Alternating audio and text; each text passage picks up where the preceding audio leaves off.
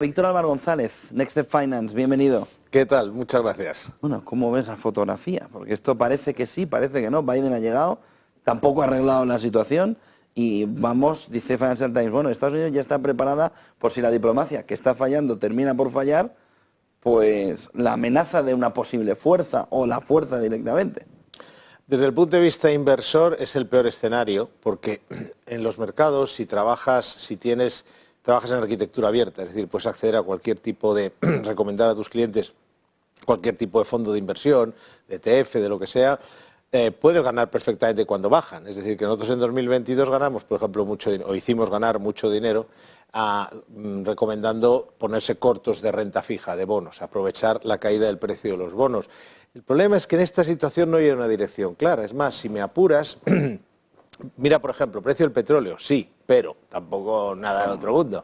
Vamos, está oro más, incluso, ¿no? El oro también. O sea, tenemos el precio del petróleo más bajo que lo que estaba hace un año, un poco más bajo, y sobre todo mucho más bajo que cuando la guerra de Ucrania. O sea, ahí hubo un evento geopolítico que iba a generar unas sanciones, que iban a reducir la oferta y subió el precio del petróleo. Ahora, tienes por delante, teóricamente, la posibilidad que está por ver de que hubiera algún tipo de problema, disrupción, interrupción en el suministro, sobre todo por la parte de Irán, y no se nota en los precios. Por lo tanto, no hay una dirección en el petróleo, no hay una dirección clara en el oro, es decir, sí ha subido, pero ha subido de una forma muy relativa y viene de estar muy flojo a lo largo de los últimos meses, incluso casi año, ¿no? Bueno, y no te compensa todo lo demás. Claro, porque nosotros podríamos perfectamente decir, nos ponemos cortos.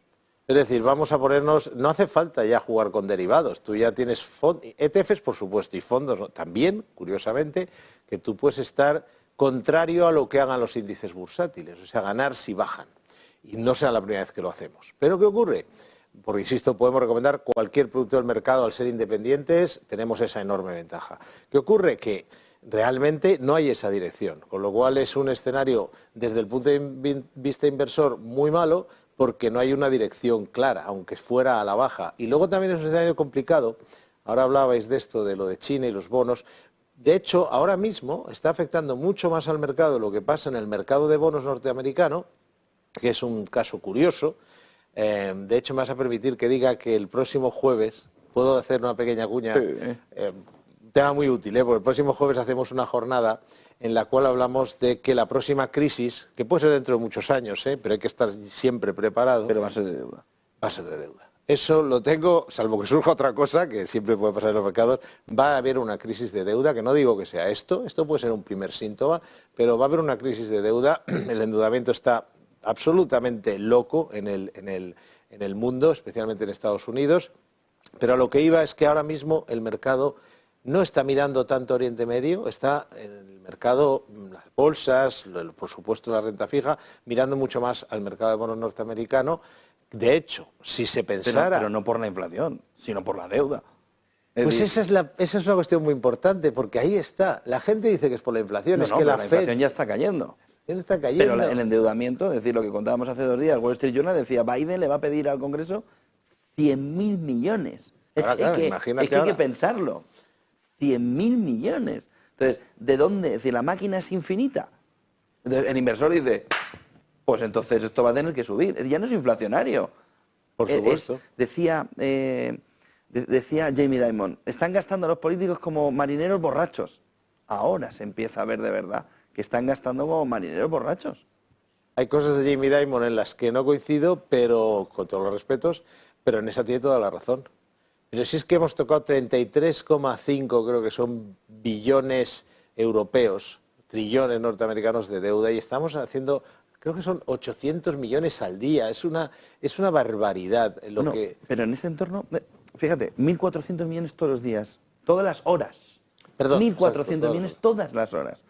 Y llega el inversor y dice, 30 años al 5%, 10 años al 4,96 esta mañana, 2 años por encima del 5, 1 año por encima del 5. ¿Yo para qué voy a la renta variable? Bueno, es que ahí está... esa es la duda del inversor. Esa es la clave para el inversor. El inversor español es conservador, es moderado, no diría conservador, moderado, equilibrado. Por lo tanto, la renta fija tiene una importancia enorme en su visión. Entonces aquí estamos claramente ante una posible oportunidad única y ante una situación en la que a lo mejor no está en oportunidad porque lo que estamos es que el mercado ya empiece a no querer deuda americana porque, bueno, de eso vamos a hablar precisamente, porque doy una pista. Claro, pero ¿puede el mercado no querer más deuda? ¿Puede llegar un momento en que el mercado ya no quiera más deuda norteamericana? Prefiero no adelantar mucho, pero yo creo que ahora en el corto plazo no estamos ahí. O sea, si Japón ha llegado a tener una relación deuda-PIB del 230%, pues Estados Unidos, que es 120, Estados Unidos, tiene teóricamente cierto margen. Lo que pasa es que sí puede ser que la prima que hay que pagar, o sea, si vas a pedir prestado y tu situación crediticia es cada vez peor, y además te han bajado esa situación crediticia, y además cada día estás gastando más y te metes en más guerras, y bla, que no lo juzgo, digo que eso hay que pagarlo, pues, y emitir deuda para ello, y además quieres ganar las elecciones y hacer puentes y de todo, tal, bueno, pues llega un momento que eso a lo mejor no es que vaya a no valer nada tu deuda, pero a lo mejor tienes que pagar más por pedir prestado. Y es lo que tú decías hasta ahora. ¿Lo que está pasando? Claro, sí, pero hasta ahora se decía, no, es que es la inflación, y nosotros decíamos, no, no es la inflación está bajando. El tema es que a lo mejor realmente lo que está motivando esta situación es eso. Dicho esto, hay una alternativa para aprovechar, porque al final la oportunidad está ahí, un 5,20, un 5,20 y tantos, imagínate que llegamos al 5,5 en un 2 años americano. Es que eso es garantizarte en los próximos 2 años una rentabilidad real brutal, porque la inflación a lo mejor se queda en el 3, aunque no llega al 2, se queda en el 3 y tú estás cobrando un 5,5 en el papel teóricamente más seguro del mundo y de momento sigue siéndolo. Pues claro, por eso digo que una cosa es pensar que puede haber una crisis y tener cuidado con ello, y otra cosa es no aprovecharlo en el corto plazo, porque lo que no va a hacer es quebrar, yo creo, Estados Unidos en los próximos 2 años. En ese entorno, entonces, ¿se amplían duraciones? ¿Nos vamos yendo al 2 años o seguimos muy anclados en 6 meses? Sí, sí, o sea, si estamos hace ya tiempo nosotros dijimos que esto es como las 7,5, es decir, que hay un momento en que tienes que decir me planto. Entonces hasta previamente jugábamos más con plazos más cortos, etcétera. Hace ya, no demasiado, pero cierto tiempo, que nosotros hemos dicho, no, ahora ya hay que ir asegurando tipos de interés de cara al futuro, y cuidado también en Europa, porque en Europa, que de hecho está aguantando mejor, digamos, tenemos una situación también de un exceso de deuda importante, pero no el nivel norteamericano. Estamos hablando de niveles de deuda, digamos, un poco más racionales, aunque no tengamos tampoco el crecimiento norteamericano. Pero quiero decir, y aquí en Europa se va a notar mucho la caída de la inflación según entremos en recesión. Con lo cual, en ambos lados del océano, creo que tenemos que ir plantándonos, y ya lo estamos haciendo, en asegurarnos. Pues claro, dentro de un año dirás, la que me perdí, ¿no? Que podía haber comprado bonos alemanes a través de fondos, me refiero. Igual que ahora dices, no cambia la hipoteca al 1%. Por ejemplo, cuando la gente decía, no, yo es que como me estoy pagando eso el 1, no hago un fijo, y el fijo es bobo. El que hace un fijo es bobo, que está pagando cuando bajó 2 puntos más, y ahora el fijo es el listo. Pues esto es un poco lo mismo. Habrá un momento que el que fue asegurándose un cupón, una rentabilidad, va a ser el listo. Lo que no sé yo, el timing ahí es complicado, pero eso va a ocurrir en los próximos año y pico, probablemente 6 meses, yo creo que lo vamos a empezar a notar. ¿La guerra de Israel es el cisne negro que no veíamos? Para mí es más cisne negro la deuda, aunque no creo que es un cisne negro que todavía está pero ese por sí ahí. Que se le va, no se veía venir por ningún lado, no. Hasta el sábado de hace 2 semanas. No, yo digo siempre que en esto, aunque insisto, en los mercados no ha afectado tanto de momento lo que está ocurriendo, pero siempre digo... ¿Qué? Primero lo del cisne negro, efectivamente esto es algo que yo siempre digo que si hay algo que no podíamos ver como asesores financieros, es algo que no pueda ver el Mossad. Es decir, si no lo ha visto el Mossad ni la CIA, nosotros no lo vamos a ver. Entonces nosotros tenemos que empezar a trabajar cuando ya ha ocurrido. Eso lo reconocemos, nos ha pillado todo así, como es lógico. Dicho esto, tú dices, ¿hacia dónde puede evolucionar? Pues... Porque el mercado, como bien dices, esto no lo ha visto como un cisne negro todavía. No, el mercado está siendo bastante inteligente, ya veremos. De momento lo inteligente ha sido tampoco mover mucha ficha. Porque es que, por ejemplo, si hubieras comprado, bonos son los que dan la seguridad, o sea, cuando se lía parda, hubo ahí el viernes una subida del precio de los bonos americanos considerable, cuando empezó este follón. Y del precio del petróleo. Y del precio del petróleo, algo el oro menos, curiosamente, pero realmente luego cambia. Entonces, si realmente los mercados pensaran que se va a montar un follón muy gordo, habrían subido los bonos, que no ha sido el caso, y habrían caído las bolsas, que ha sido de forma muy relativa. Con lo cual, de momento, el mercado piensa, y hasta ahora ha acertado, que el tema está de momento... Sería un poco largo de explicar, pero aquí, por hacer una historia larga corta, hay una lucha básicamente entre Irán y el resto de países del árabes en general, ¿no? Entonces, unos están estableciendo relaciones diplomáticas con Israel, están buscando una estabilidad en la región. La zona del oeste palestina está haciendo muchos negocios con Israel, o sea, se están haciendo, el comercio ahí está funcionando como no funcionaba antes. O sea, ahí vamos a una especie, por decir así, entiendo, de solución. Y en un momento dado, no sé si Irán o si Hamás ha dicho, no, a mí se están olvidando de nosotros, o yo qué sé, el caso es que hay esa lucha. Entonces, de momento se piensa que la táctica iraní, o Hamás, Irán, creo, de, digamos, mover el avispero, está siendo controlada. Todo esto cambiará si no funciona, es decir, si empiezan la sociedad, digamos, las masas en los países árabes. Ya han conseguido que todo lo de relaciones diplomáticas con Israel que iba a tener Arabia Saudita, por ejemplo, pues ya no. Eso ya ha quedado en la estantería y no sabemos por cuánto tiempo.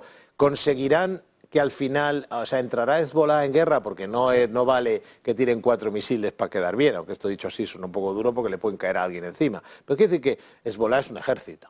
Entonces no hemos visto todavía ese ataque directo de Irán, pero bueno, la situación evidentemente es tensa.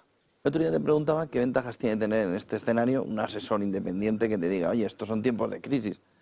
Hoy claramente estamos en tiempos de plena crisis. Otra cosa es que se pueda solucionar, que no tiene pinta, ni visibilidad de que se vaya a solucionar ni en el corto ni en el medio plazo. ¿Puedes ponerme un ejemplo de qué ventajas concretas supone trabajar con vosotros en esta situación para un inversor? Curiosamente hablábamos de eso cuando había que quiere pasar al inversor. Sí, hablábamos de esto cuando había una situación de cierta crisis, porque estaba la deuda como estaba y está, etcétera, pero realmente no había lo que es ahora una crisis geopolítica, ¿no? A la vez que la otra.